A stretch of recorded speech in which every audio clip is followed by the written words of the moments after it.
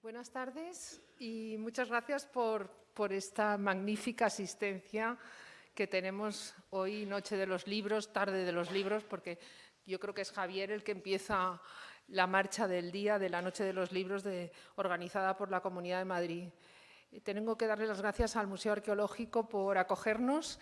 Es el tercer año que hacemos un acto desde el Grupo Planeta, la Noche de los Libros aquí. Y bueno, creo que es un sitio magnífico para presentar novelas, para que los autores hablen. Este es uno de los mejores museos que tiene España de nuestra historia, de nuestra arqueología y de todo lo que somos. Y yo creo que también es una de las cosas que Javier nos va a contar. Él ha titulado su conferencia "Se inventó el Grial en España", ¿no? ¿Cómo ha creado su novela? Y yo creo que es uno de los puntos fuertes que se van a encontrar ustedes cuando si no han leído El fuego invisible, no va a quedarles más remedio que leerlo porque les va a encantar. Yo creo que todos le conocen, pero bueno, Javier Sierra es uno de los escritores más leídos de España, es el último Premio Planeta y tiene un largo recorrido de novelas traducidas a muchísimos idiomas. Es de los pocos escritores españoles que además están traducidos y con gran éxito en Estados Unidos. Y también tiene una faceta de investigador, de divulgador. Si no lo han visto en Movistar, también tiene una serie estupenda de divulgación rodada, bueno, casi en familia. Si la ven, se la recomiendo porque es muy entretenida y además descubre una manera distinta de divulgar misterios, ciencia, y ahí se le ve toda su faceta periodística, que es como lo conocí yo hace bastantes años. Y nada más, muchas gracias por seguir con nosotros apuntándose a la Noche de los Libros. Les dejo con Javier Sierra y su Misterio del Grial. Javier, adelante. Buenas tardes. Me sumo a todos los agradecimientos que ha dado Ana Gavín en representación del Grupo Planeta, poniendo especial énfasis en el Museo Arqueológico Nacional, porque nos ha brindado esta oportunidad de encuentro en un espacio, en fin, tan cargado de historia y tan lleno de historias que algún día se podrían novelar.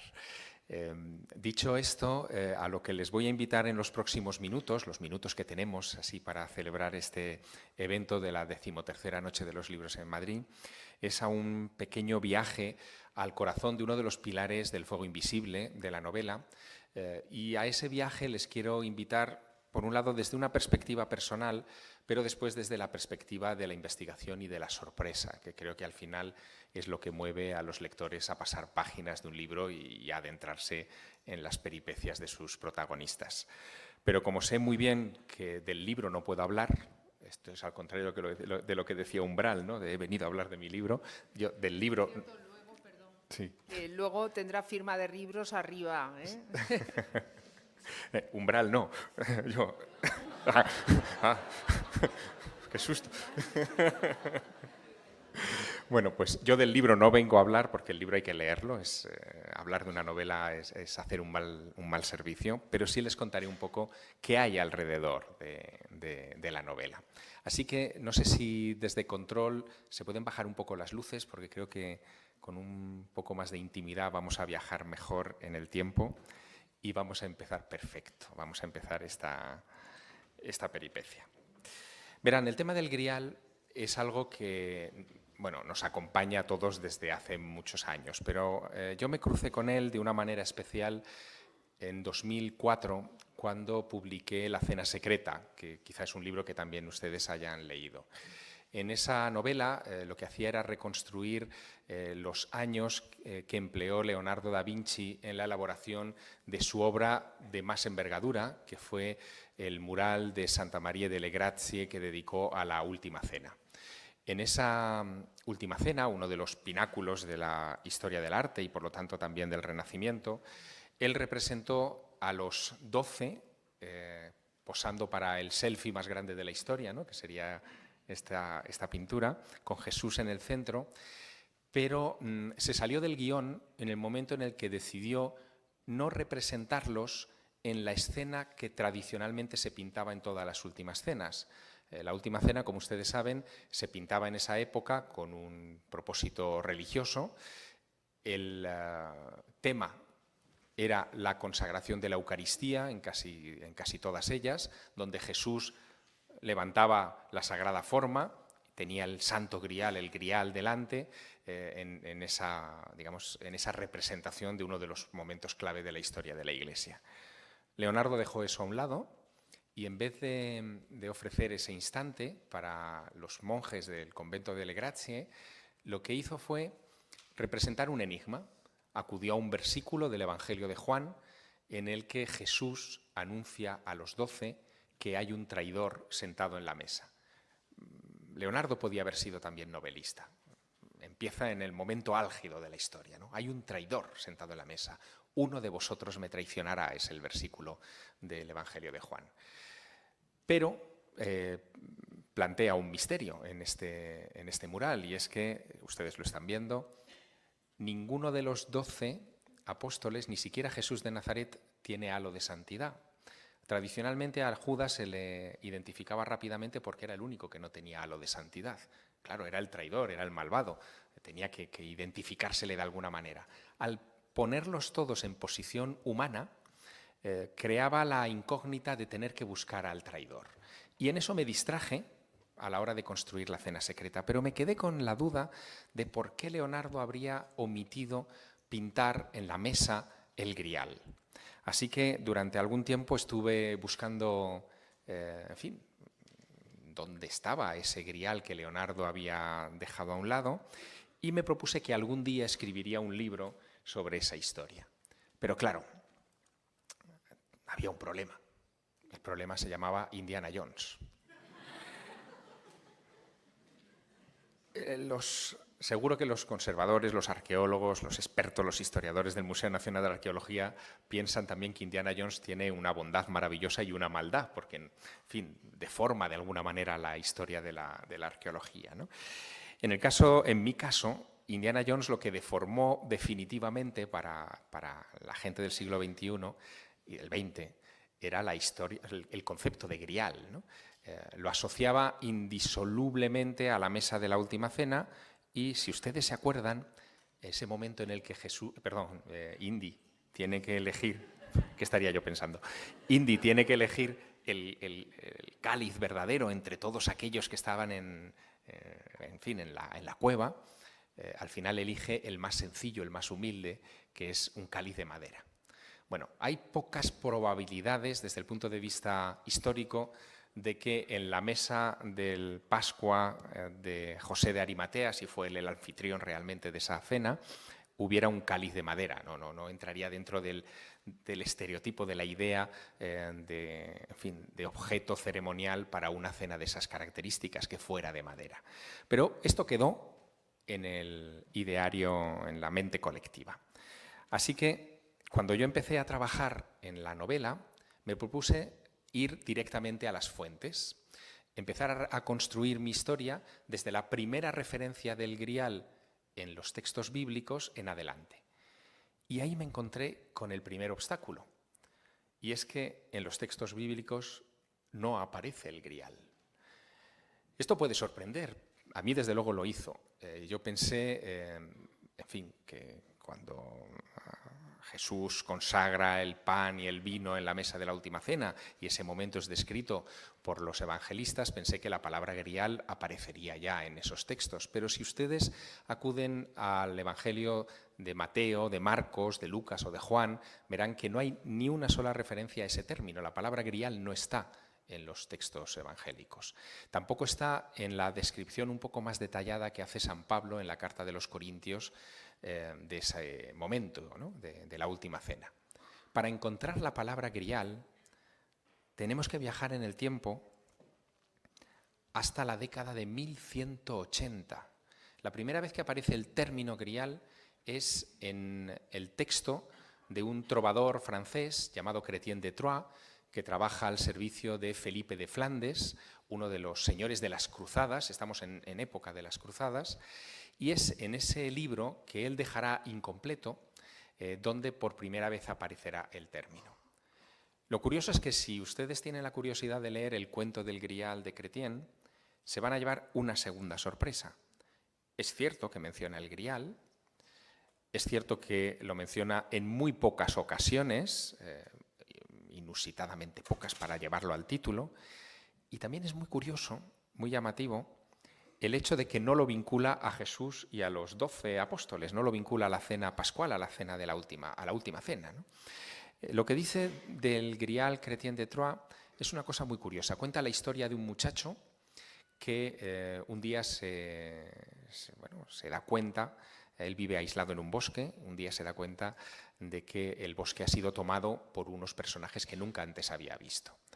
Por lo que nos dice Chrétien, ese muchacho ha crecido aislado de lo que es el mundo, su madre lo ha hiperprotegido, como casi si lo escondiera de los avatares de su tiempo, y cuando aquel chico se encuentra en un claro del bosque a un grupo de caballeros montando su campamento, se queda sorprendido, cree que es una visión mística.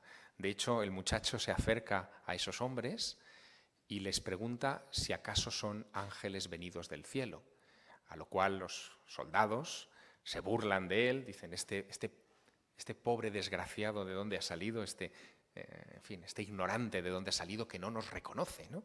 Y el muchacho, sigue contando Chrétien, empieza a hacerles preguntas a esos hombres, ¿no? ¿Dónde han acuñado sus armas? ¿Qué significan esos escudos que llevan? ¿Por qué visten a los caballos? ¿Qué quieren hacer en el bosque montando esas tiendas? Una pregunta tras otra, hasta que uno de aquellos caballeros se da cuenta de que en los ojos del muchacho brilla la admiración, en el fondo quiere ser como ellos, y le dice que para ser como ellos, para ser caballero, tiene que buscarse a un mentor. Chrétien de Troyes nos sigue contando que ese muchacho encuentra a su mentor, y el mentor lo primero que le dice, primera lección importante, es que debe dejar de hacer preguntas, que un caballero no puede ser una persona tan ofensiva con sus interrogantes. Es una moraleja interesante desde el punto de vista de los cuentos de la Edad Media. Piénsenlo, de alguna manera la educación, tal como hoy la concebimos, en un momento dado nos lleva a dejar de hacer preguntas y asimilar lo que nos dicen los profesores. De niños hacemos preguntas, en primaria hacemos preguntas, cuando uno llega a bachillerato, levantar la mano demasiado está mal visto, ¿no? Bien, el muchacho se arma caballero en unas circunstancias que es largo de contarles, y lo que hace en un siguiente episodio es, embarcado ya en su busca de aventuras, como lo haría siglos después el ingenioso hidalgo Don Quijote de la Mancha, llega un día a un castillo, y aquí empieza la historia del Grial. En ese castillo le reciben los pajes y, como es cortesía en la Edad Media, le invitan a pernoctar esa noche y a cenar con el señor, con el soberano del castillo. Y cuando está en la cena, departiendo tranquilamente con el rey, al fondo de la sala, una sala parecida a esta, de repente ven desfilar un cortejo, ¿no?, de personajes.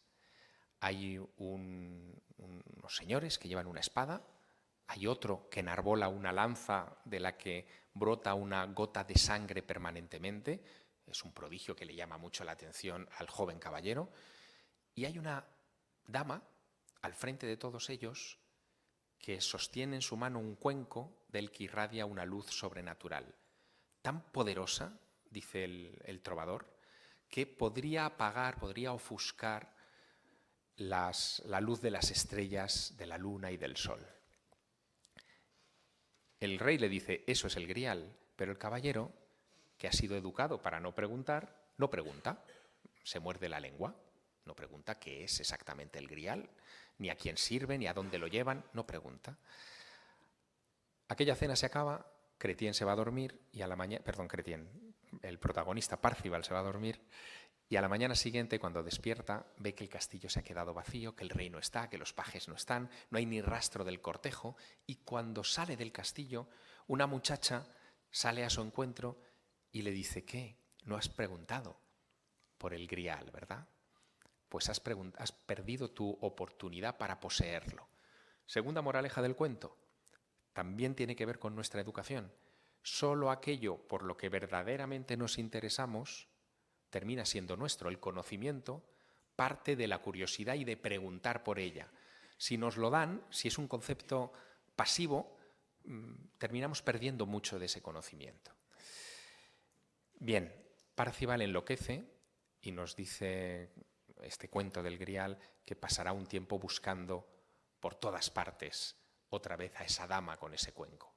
Pero no da ninguna pista sobre qué es ese cuenco y dejará sin terminar este relato. Cuando se encuentra con un ermitaño que le da unas pistas más sobre el Grial, Chrétien probablemente, no lo sabemos, fallece y deja su historia sin acabar. Aquello provoca una reacción inmediata. Al cabo de unos años, esta historia se hace famosa, pasa de corte en corte, se lee de corte en corte, y hay un señor al otro lado de la frontera de Francia, ya en Alemania, llamado Wolfram von Eschenbach, que escribe un relato que completará lo que Chrétien ha dejado sin terminar. Ese relato se llama Parzival, es la historia del caballero, nos cuenta toda su genealogía y dice, atención porque esta es la primera pista interesante, dice que Chrétien bebió de un informador para elaborar su historia que procedía de la península ibérica.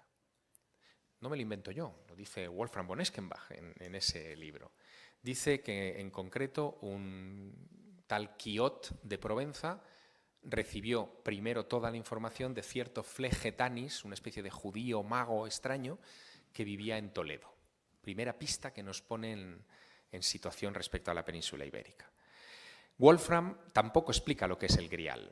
Él cree, probablemente por una transcripción fonética de la palabra Grial, que Grial es una piedra. Y hablará de que el Grial es una piedra caída del cielo, una piedra mágica, pero no nos dirá en ningún momento que es la copa que utilizó Jesús en la última cena. Tendremos que esperar a inicios del siglo XIII para que otro trovador francés, viendo la fortuna que hizo Wolfram von Eschenbach con esa continuación, dijera, hombre, pues si lo ha hecho un alemán, voy a hacer yo también mi continuación. Hizo la suya y en sus continuaciones, en la historia de José de Arimatea y de Merlín, por primera vez, estamos hablando del siglo XIII, por primera vez, dice que el Grial es ese objeto, ese cuenco que utilizó José de Arimatea durante la crucifixión de Jesús para recoger su sangre en ese recipiente. Y a partir de ahí surgirá, bueno, pues la historia que todos creemos saber, que es la del Grial. La historia del Grial está contada en estas viñetas. Vemos esos elementos como en la espada, la lanza y la señora portando ese cuenco maravilloso.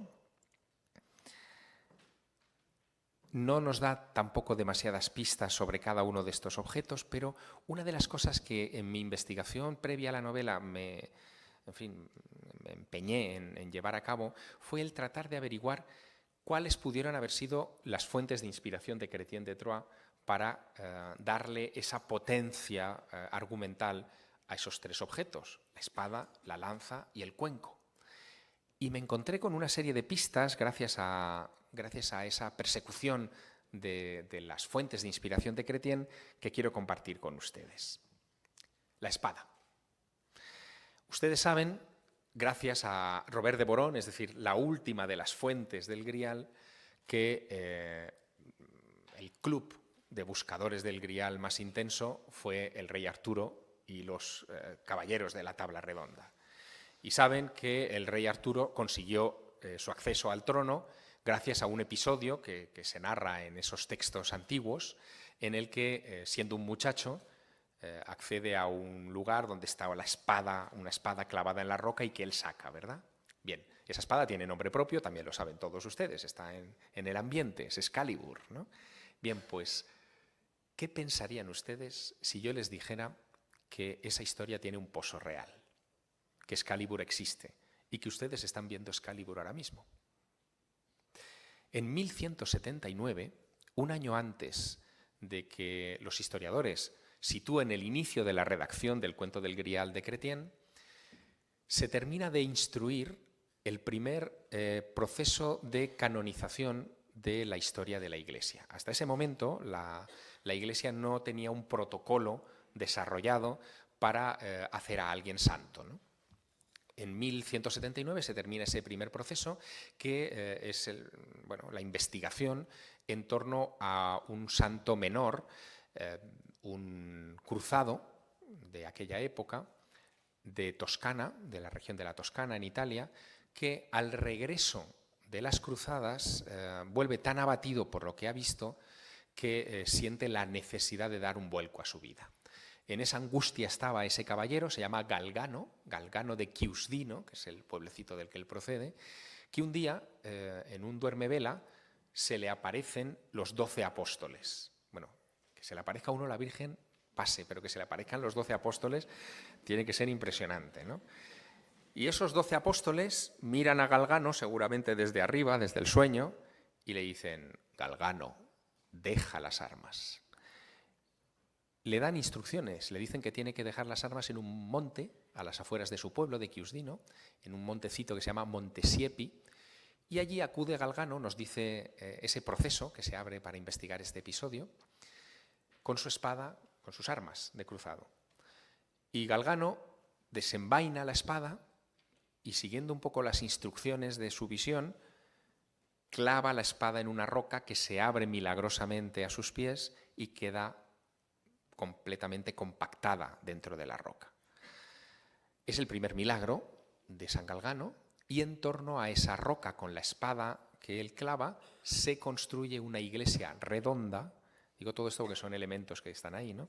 Redonda, para proteger a ese arma que desde ese momento, ustedes lo están viendo en imagen, deja de ser arma para convertirse en una cruz. Cuando uno clava una espada, deja de ser el filo mortal para convertirse en el símbolo de la fe, ¿no?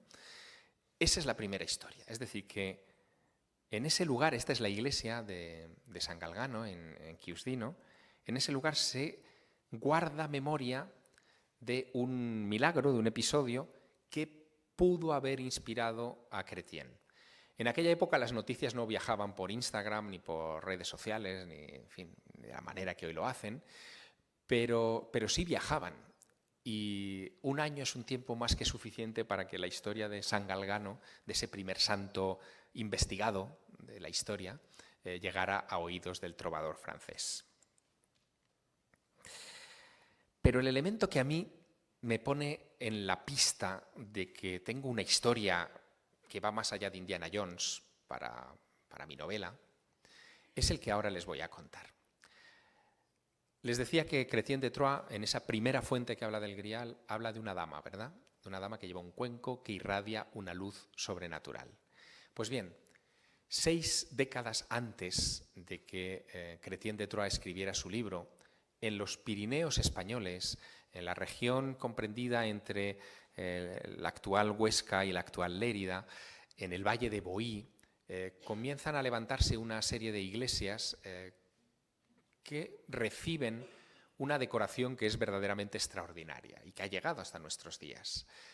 Son una serie de frescos románicos, de pintura románica, extraordinarios, que decoraban por completo las 4 paredes de aquellos templos y que estaban inspirados todos en la segunda venida de Cristo. Estamos viviendo tiempos apocalípticos y digamos que esos templos los recogían el temor, la expectativa, el anhelo también de que Jesús volviera en un momento dado del paraíso para juzgar a los humanos y elegir entre los justos y los pecadores. Esto que ustedes ven es el ábside de la iglesia de San Clemente de Taúl en el Valle de Boí. Se pintó en 1123. La iglesia se consagró el 10 de diciembre de 1123. Tenemos la suerte de saberlo porque el artista que lo hizo pintó en una de las columnas de la iglesia una especie de placa donde cuenta que el obispo San Ramón, un personaje fascinante, también da para una novela, que era el obispo de Roda Barbastro, acudió a los confines de su diócesis, que eran esas iglesias en los Pirineos, para consagrarlas. Y lo consagró en esa fecha. Lo curioso de esto es que justo debajo del Pantocrátor, que ustedes ven, hay un friso donde se ven a los apóstoles, y entre los apóstoles aparece por primera vez representada la Virgen de una manera especial. Está sosteniendo un cuenco del que irradian unos rayos sobrenaturales. El cuenco es tan sagrado que no lo toca, lo ven, ¿no? No lo toca con sus manos. Este icono de la dama con el cuenco radiante se repetirá en 8 iglesias en un periodo de 50 años en esa diócesis, ¿no? Apenas son en 250 kilómetros cuadrados donde están distribuidas estas 8 iglesias. Lo curioso de este asunto es que muy cerca de allí está la primera referencia escrita de la palabra grial que conocemos. La primera palabra, en fin, la primera vez que aparece en un documento escrito este término es en un testamento del año 1000 de la Seu d'Urgell. En ese testamento, una familia lega su vajilla, entre otros enseres, y enunciando los útiles de esa vajilla, habla del grial, del grazal en lengua provenzal. El grazal es un cuenco, es este cuenco que ustedes ven ahí. Ese es el origen del término. Cuando se pone en manos de la Virgen y la Virgen no lo toca por respeto, ese cuenco, ese grazal se convierte en santo grazal. Es decir, que aquí estaríamos ante el origen de esta terminología. Lo curioso, lo llamativo, lo que a mí me pone en el camino de esta historia, es que en los alrededores de esta zona geográfica empezaremos a encontrar topónimos, nacidos todos en la Edad Media, que hablan de una u otra manera del Grial. Por debajo de Barbastro, en tierras de Huesca, tenemos en la frontera entre Huesca y Zaragoza, por ejemplo, un pueblo que se llama Calcena. Calcena, el término viene de cáliz de la cena. Y el escudo, me encanta, temed a Dios, ¿no? O sea, por si acaso alguien... Hay varios de estos topónimos. Está Graus, por ejemplo, en Huesca, un pueblo de unos chorizos fantásticos, unos embutidos maravillosos, que también tiene su vínculo etimológico con el Grial. Pero sobre todo lo que tenemos, y es lo que a mí me ilumina para parte de la construcción del fuego invisible, lo que tenemos es una leyenda en la zona de Huesca increíble que habla de que el Grial está ahí, que el Grial se escondió allí en tierras de Huesca. La leyenda nos lleva al siglo III, aunque se acuña en la Edad Media. No hay documentos que hablen de esa leyenda en el siglo III, IV, V, en fin, hasta el siglo X, XI, no tenemos las primeras referencias escritas de esa leyenda. La leyenda dice que en el siglo III el Papa Sixto II es un papa efímero de la historia de la Iglesia, en plena persecución de los romanos contra los cristianos, cuando Valeriano está, asediando a las primeras comunidades cristianas. Sixto II, viendo que va a ser apresado y que sus bienes, los bienes de la Iglesia primitiva, van a ser confiscados, confía unos tesorillos a su diácono, a su hombre de confianza, que es un tal Lorenzo. Lorenzo es de origen ibérico. Sus padres, dice esa leyenda, eran de Osca, de la antigua Huesca, y Lorenzo, que no se puede separar del Papa, confía a su vez esos tesorillos a un legionario, también de la península ibérica, también de Osca, para que le lleve esos tesorillos a sus padres y que los escondan. Entre esos tesorillos está el cáliz con el que Sixto II oficiaba las misas, cáliz que él había recibido por tradición desde San Pedro, que sería el que se supone que se lo llevó desde Tierra Santa hasta Roma al inicio de la historia cristiana. Esta leyenda emerge en los primeros momentos de la construcción de la Corona de Aragón, cuando se levanta la primera catedral de España, que es la Catedral de Jaca. La catedral está dedicada a San Pedro. San Pedro es el que trae el Grial. En la catedral hay algunas pistas, algunos iconos muy curiosos. Hay un capitel donde Sixto está entregando un bulto, un paquete a Lorenzo, que se supone que contiene esos tesorillos y entre ellos el Grial. Y ahí surge la tradición de que los reyes de Aragón son los depositarios de ese Grial, los depositarios finales de ese Grial que llegó en el siglo III a la península ibérica. Ese Grial empieza un largo peregrinar por distintos monasterios y escondites en los Pirineos, cuando en el 711 llegan los musulmanes a la península ibérica. Tratando de esconderlos, finalmente ese tesoro, ese grial, termina en las manos de los monjes de San Juan de la Peña. Y ahí es donde se acaba la leyenda y empieza la historia. En 1399, por primera vez en un documento histórico, se menciona el cáliz de Jesús en manos de los monjes de San Juan de la Peña. Es un documento por el que Martín I el Humano, rey de Aragón, le pide a los monjes de este monasterio que le den ese objeto. Se lo dan y en ese pergamino, que se conserva hoy en el archivo de la Corona de Aragón en Barcelona, es el pergamino 136, me veo obligado a dar estos datos en el Museo Arqueológico Nacional, perdonen, en ese pergamino 136 se dice que se lo lleva a la Aljafería, el Palacio de la Aljafería en Zaragoza, de allí pasaría a Barcelona. Martín el Humano fallecería sin dejar descendencia, entraríamos en un periodo histórico intenso, donde evitaríamos una guerra en España gracias al compromiso de Caspe, donde repartimos ese reino entre los reyes de ese momento y es finalmente Enrique de Trastámara de Castilla el que recibe el reino, y un descendiente, Alfonso el Magnánimo, tomará ese objeto, ese grial, y se lo llevará a Valencia. Y en Valencia lo hipotecará en manos del cabildo de la catedral para obtener dinero con el que pagar a su soldada. Como no pudo revertir el préstamo, el grial se quedó en la catedral. Y otra cosa no, pero la Iglesia es buena conservando estas cosas, ¿no? Y lo han conservado aparentemente hasta hoy.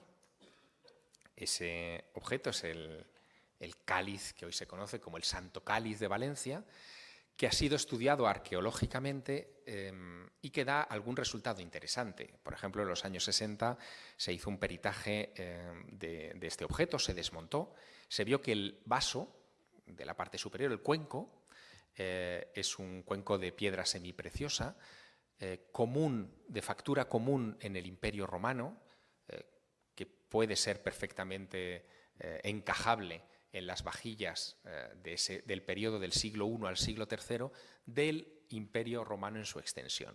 Claro, el Imperio Romano es muy grande, estaba también en Palestina, pero España era Imperio Romano, también la península ibérica era Imperio Romano. Por lo tanto, aunque podemos más o menos situarlo arqueológicamente, no podemos situarlo en la mesa de la Última Cena, no viene con el código de barras y con la información para poder descifrar lo que hay detrás. Esta sería la réplica que se encuentra en San Juan de la Peña. Lo curioso es que a lo largo de todo el Camino de Santiago hay otros topónimos que siguen hablando del grial, ¿no? En las merindades en Burgos está Criales y hay toda una historia vinculada al grial en la zona cercana de San Pantaleón de Losa, donde se habla del paso del Santo Grial por allí. En Cuenca, no sé si ustedes se han parado en algún momento a verlo, pero el escudo de Cuenca es un grial con una estrella encima, remite a los tiempos de Alfonso VIII y del sitio de Cuenca, de la conquista de Cuenca, y la propia palabra Cuenca, el propio término, nos remite al cuenco, ¿no?, del grial. En Galicia, las puertas, quien hace el Camino de Santiago y entra ya al territorio fértil de Galicia para llegar a la tumba del apóstol, lo primero que se va a encontrar en Ocebreiro es una representación gigante del grial, ¿no? Yo no sé si ustedes se han dado cuenta, pero el propio nombre de Galicia viene de cáliz y el propio escudo de la comunidad, que está basado en un escudo medieval antiguo, tiene que ver también con el cáliz. Lo que quiero decirles con todo esto es que, de alguna manera, la idea de que el grial estuvo en la península ibérica, o nació la historia del grial en la península ibérica, terminó permeando muchos lugares del norte peninsular. Y que se puede hacer una especie de arqueología toponímica en los nombres de todos estos lugares, en los escudos también, una arqueología heráldica, y uno llega a la conclusión de que efectivamente fue un mito, una historia muy popular en la península ibérica. La gran pregunta, por supuesto, que ustedes se harán es si el grial está o ha estado en España, ¿no?, alguna vez. Yo a esa pregunta no puedo responderles, pero quienes estaban convencidos de que el Grial estaba en España, y esto no lo cuento en el libro, pero se lo cuento a ustedes porque también es otro reducto peninsular de este misterio, fueron los nazis. Aquí hay que darle la razón a Spielberg. Los nazis pegan para todo, ¿no? Los nazis buscaron el Grial en España. En 1940, en octubre de 1940, España recibe la visita de Heinrich Himmler para preparar, dicen, la futura reunión inminente que iban a tener Adolf Hitler y Francisco Franco en Daya, ¿no? Recuerdan ustedes la famosa foto, ¿no?, de ellos dos. Himmler hace un paseo folclórico, festivo, diplomático por toda España realmente singular, ¿no? Uno de los lugares que visita es San Lorenzo del Escorial. San Lorenzo, acuérdense, es decir, que esto también tiene su miga. Y otro de los lugares que visita es Barcelona, se hospeda en el Hotel Ritz y allí organiza una excursión para la montaña de Montserrat, que era lo que él realmente quería ver. Cuando está en la montaña de Montserrat, pide reunirse con el abad, que tenía el mismo orgullo que los abades de ahora, ¿no? Dice que él, como no habla alemán, yo con ese no hablo, y le manda a un monje que luego terminaría siendo abad para entrevistarse con Heinrich Himmler. Y la conversación entre ese monje y el Reichsführer versa sobre el Grial. Himmler está convencido de que el Grial está en Montserrat. ¿Por qué? La culpa la tiene Wolfram von Eschenbach, la segunda fuente. Él hablaba de que estaba en España, el Grial, que la fuente de la historia era la península ibérica, pero dice también que el Grial estaba escondido en una fortaleza en el castillo de Montsalvat. Esto es lo que aparece en ese texto. Quien se inspira en ese relato para hacer la ópera favorita de Hitler es Richard Wagner en el siglo XIX, Parsifal. Y en el primer acto del Parsifal, si ustedes leen el libreto original, lo primero que dice Wagner, porque ha bebido de Wolfram von Eschenbach, es que el Grial está escondido en una montaña en la Hispania de los godos. Dice eso. Así que Himmler, que el tío tenía buen oído, interpretó que Montsalvat podía ser Montserrat. Montsalvat. Bueno, sí, se parece, ¿no? Se parece. Y acude a pedir información sobre esto. Le dan largas, no encuentra el Grial allí, pero el asunto dejará imágenes de gran valor histórico, como estas que les comparto, o en fin, los periódicos de la época, cuando La Vanguardia se llamaba La Vanguardia Española, ¿no?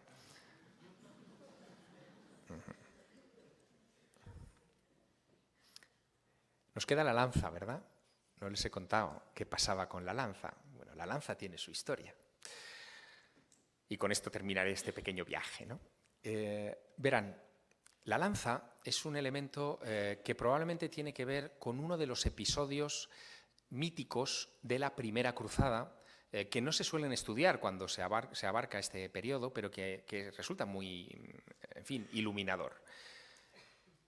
Por ponerles en situación, la Primera Cruzada, que culmina en julio de 1099, cuando los cristianos entran en Jerusalén, es una empresa compleja en la que tropas fieles a diversos reinos de la Europa de aquel entonces se reúnen con el objetivo común de conquistar los santos lugares y de rescatar el Santo Sepulcro. Ese proyecto, esa empresa, atraviesa muchas dificultades, son muchos meses de viaje a través del continente europeo y de Oriente Próximo hasta llegar a Jerusalén. Y hay un momento, en 1098, que es especialmente delicado. Los cruzados llegan a Antioquía, hay muchas disensiones, muchos problemas entre ellos, cada uno va a su historia, a su bola, como diríamos hoy, y hay un momento en el que un personaje, que se llama Pedro el Ermitaño, es un monje medio loco, tiene un sueño en el que cree que va a encontrar algo debajo de un altar en una de las iglesias de Antioquía que va a servir para compactar esas tropas que están tan separadas entre sí, tan desmoralizadas de alguna manera. Nadie le hace caso, nadie quiere seguir el dictado de un monje visionario loco, uno más de los muchos que iban en aquellas primeras hordas de cristianos a Tierra Santa, hasta que alguien, finalmente uno de aquellos reyes, le presta atención, acuden a la iglesia que él ha marcado, excavan debajo del altar, como él indicaba, y allí encuentran una lanza. Estas cosas pasaban en aquel tiempo. La lanza inmediatamente se identifica con la lanza que atravesó el costado de Cristo en la cruz, la lanza de Longinos, lo que dice lo que la tradición marca como la lanza de Longinos. Al enarbolar esa lanza ante los cruzados, todas las tropas entienden que Dios ha hecho un milagro de apoyo a esas tropas, que de alguna manera está Jesús con ellos gracias a esa reliquia, y se toma finalmente Jerusalén en 1099. Por lo tanto, el hallazgo de la lanza se convierte en un elemento de propaganda tremendo, compactador, potente, que logrará superar ese conflicto. Yo tengo para mí que un tiempo más tarde, esto sucede en 1099, a partir de los años siguientes es cuando surge la leyenda del Grial en los Pirineos, asociada al reino de Aragón. Yo tengo para mí que los reyes de Aragón, de alguna manera, construyeron la idea del Grial porque estaban en una situación delicada. Piensen ustedes que es el inicio de la Reconquista, lo que hoy conocemos como Reconquista, aunque sea un término que esté ahora un poco en cuestión, ¿no? Los primeros reinos empiezan a fraguarse en ese tiempo, el reino de Pamplona, que se convierte en el de Navarra, el reino de León, el reino de Aragón, y a partir de ahí se encuentran ante una situación muy complicada. Bajar hacia las tierras llanas, hacia las tierras fértiles de la península ibérica es complicado. Y tienen que buscar una justificación. Los árabes no llevaban 3 días en España, llevaban mucho tiempo, ¿no? Por lo tanto, el hecho de que hubiera en la península ibérica oculto desde el siglo III, decían, la reliquia que había cobijado la sangre de Cristo, la consagración del vino en la última cena, les daba una legitimidad histórica. Yo creo que el Grial, de alguna manera, la historia, el relato del Grial, se construye en la península ibérica con un motivo propagandístico similar al de la lanza de Longinos en 1099 en Antioquía. Dando un paso más allá, hay muchas lanzas de Longinos, como hay muchos griales por toda la cristiandad, pero una de ellas obsesionó a Hitler particularmente, se encuentra hoy en el Museo Hofburg de Viena. Es una lanza romana de un aspecto, en fin, muy característico, que también fascinó a Heinrich Himmler. Himmler era un tipo, en fin, especial, ¿no? Que cuando decide construir el castillo que sería el cuartel general de las SS, que es el castillo de Bebelsburg en Alemania, que es este que ustedes ven ahí en el centro, lo hizo dentro de un proyecto, que se lo voy a mostrar, en el que lo que pretendía era que el castillo fuera una especie de, a ver si lo vemos en la siguiente, punta de lanza, ¿lo ven? Una lanza colosal. Bueno, el proyecto finalmente no salió adelante porque la Segunda Guerra Mundial detuvo, ¿no?, a estos personajes en la historia. Esta sería la lanza de Longinos en el Museo Hofburg de Viena. Bueno, esta es un poco la peripecia, ya llegamos al punto de inflexión de esta historia. Esta es un poco la peripecia que ha iluminado durante tanto tiempo el mito del Grial. Un mito que, como ustedes comprobarán, no ha muerto, no ha decaído desde la Edad Media hasta nuestros días. Spielberg hizo mucho por apoyarlo, desde luego, y por rejuvenecerlo. Y yo he intentado hacer lo mío con El fuego invisible, que, si me permiten la licencia, lo considero la última de las continuaciones del inacabado cuento del Grial de Chrétien de Troyes. Esto es lo que pasa cuando no se termina un libro. Lección que yo me aplico para no dejar nunca ningún libro sin acabar. Con esto lo que les deseo es que disfruten de una peripecia que tiene la búsqueda del Grial como telón de fondo, pero es solo el telón de fondo. En realidad, lo que trata de resolver mi novela, El fuego invisible, es una pregunta todavía de más alcance. Y la pregunta es, ¿de dónde vienen las ideas? Que es lo mismo que decir, ¿quiénes somos? Somos una especie, la única de este planeta, piénsenlo, que es capaz de elaborar relatos complejos. Y los hemos llevado a un punto que que nos ha conducido a participar en la Noche de los Libros y a inventar esto tan maravilloso que es el libro y la lectura. Muchas gracias.